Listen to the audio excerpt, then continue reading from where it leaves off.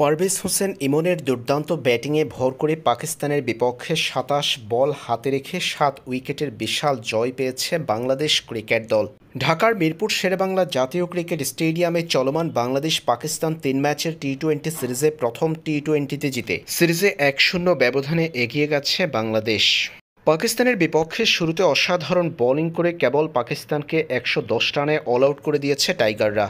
বল হাতে দুর্দান্ত ছিল বাংলাদেশ পেস ইউনিটের অন্যতম অস্ত্র মুস্তাফিজ। ৪ ওভার বোলিং করে কেবল ৬ রান দিয়ে পেয়েছেন ২ উইকেটের দেখা।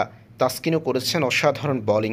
নিচের শেষ ওভারের বোলিং করতে এসে ৩ বলে প্রতিপক্ষের ৩ উইকেট ফেলেছেন তাসকিন আহমেদ। তাসকিন মুস্তাফিজদের দুর্দান্ত বোলিংয়ের পাশাপাশি শেখ মেহেদী এবং পেসার তানজিম হাসান সাকিব ছিল অসাধারণ। এই দুইজনের বোলিংও বাংলাদেশকে বাড়তি সহায়তা করেছে। ১১১ রানের টার্গেটে ব্যাটিং করতে নেমে শুরুতে তানজিদ হাসান তামিমের উইকেট হারিয়েছে বাংলাদেশ। সেই ধারা অব্যাহত রেখেছেন লিটন দাস।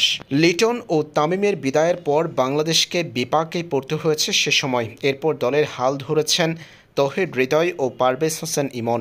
হৃদয়ের বিদায়ের পর দল জিতিয়ে মাঠ ছাড়েন পারভেজ ইমন।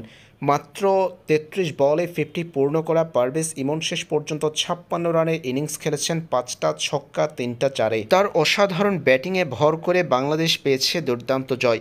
২৭ বল হাতে রেখে ৭ উইকেটের বড় জয়ে পাকিস্তানের বিপক্ষে এগিয়ে গেছে টাইগাররা।